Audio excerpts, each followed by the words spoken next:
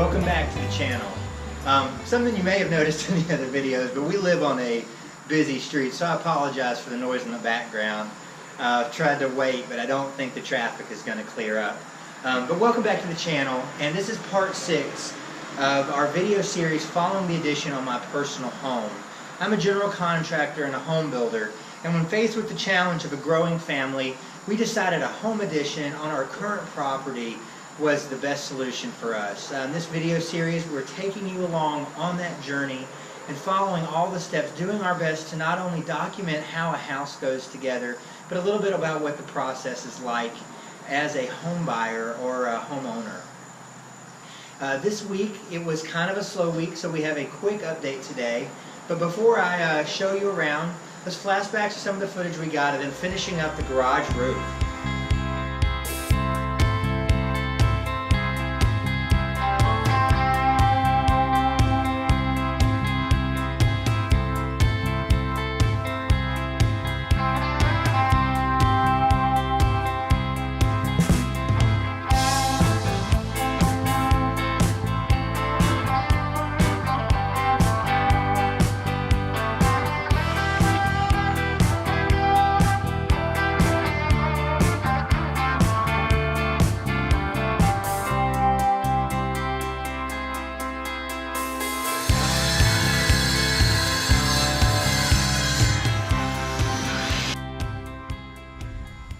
Alright, so I don't know if you can tell, but we're trying a new video style today. I notice that sometimes when I get to walking, when I'm carrying the video camera, I like to spin around. So we're doing it a little different. Anyway, so as you just saw in that footage, the shingles finished up on the roof, and that got us fully dried in from a roof perspective, which is really good. They're able to finish all the flashing and the ridge cap, so I don't have to lose sleep at night anymore. So some of the other things that have been going on are the continued rough-in process. You're going to hear about that in probably one more video, but the plumbers came through and they're getting their supply lines in, finishing getting the drain lines. A lot of the work that's happening is happening under the house, and it is tight. And unfortunately, because of the rains this summer, it's a bit wet. I really don't have the lighting to get good video down there. Maybe I'll be able to show you some of the crawls as we get a little closer, and I'll explain some of that to you as well. So we're doing that. The HVAC guys, getting their stuff in, getting their plenum in. That plenum you're seeing in that box is actually a return air duct. That's what takes the air back to the HVAC system. And remember, if we talked about in an earlier video, we're actually tapping onto our old system instead of adding a new one. So down the road, when it's time to replace, we'll just upgrade in size instead of adding a third unit. One thing I've found is newer HVAC systems really don't last that long. So having 3 units is just an extra liability. So what we've done to help make sure the house is totally comfortable throughout the whole level is put what's called a zone damper system on it. That simply means that in the HVAC line that comes back to here, the main line for the rear section of this addition, has a big valve in it. And that valve is electronically controlled.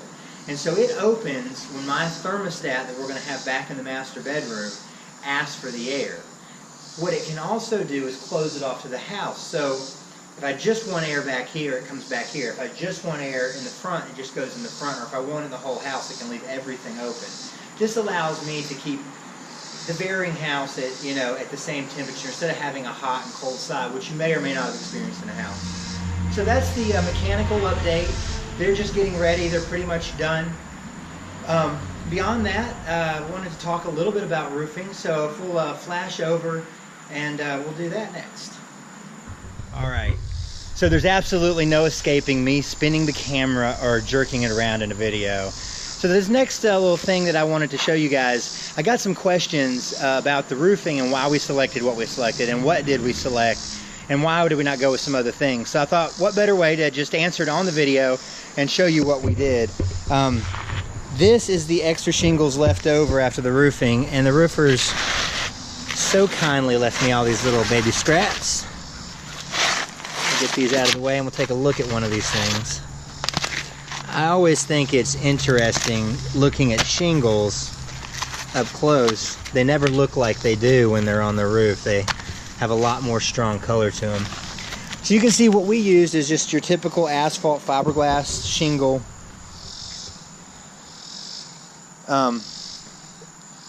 It's a 3-tab shingle, much like a basic shingle. What's different, I guess, about these than your basic shingle is you can see,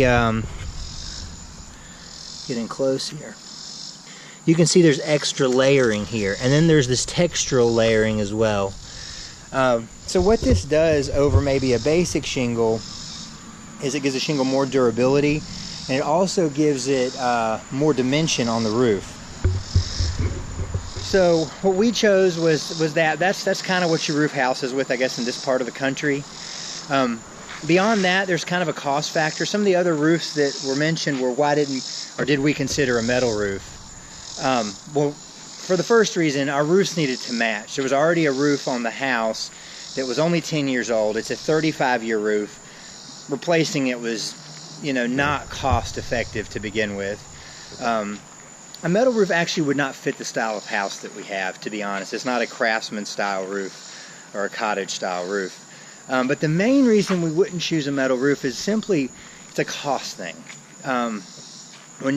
In our situation here, we have some comps in this area, and we have to be careful how much money we spend, and we have to think about what we can afford. And so doing a metal roofs are every bit of 5 times the cost of doing even a nicer shingle like this. Now, in the world of shingles, you start with your basic 3-tab shingle, and then you move up to something like this, which is an architectural shingle, and then you move up to something, there's even more grades of that. And in fact, they have shingles now that have as much as 50 and 75-year lifespans on them, which rivals that of a metal roof. And that's why you might choose one of those expensive roof coverings like metal or even slate, which pretty much has an unlimited life expectancy as long as you maintain it. So that's a little bit about why we chose that roofing. It's a pretty basic choice. We were really just matching what we had, but it is a kind of medium ground, high quality roof that will serve us and the families that live here after us for a long time to come. So I think that about covers us for the update this week. I know it was a little bit shorter. That may be a good thing depending on your perspective, a little less of me talking. We'll be back next week. This week we have some cool projects coming, so definitely come back next week to check out what we're doing. You may get inspired for your own project. Definitely get out there, and if you have an idea, if you have the expertise, do it. This was something that even for me as a builder took a bit of a leap of faith. And if you don't have the expertise, call a local reputable builder, and that's what we do. And we help people. Our jobs in our business is to help people build or have the home that they want, and so we can do that by adding on a renovation or new home construction. So hope you guys have a great week, and look forward to seeing you back here next week.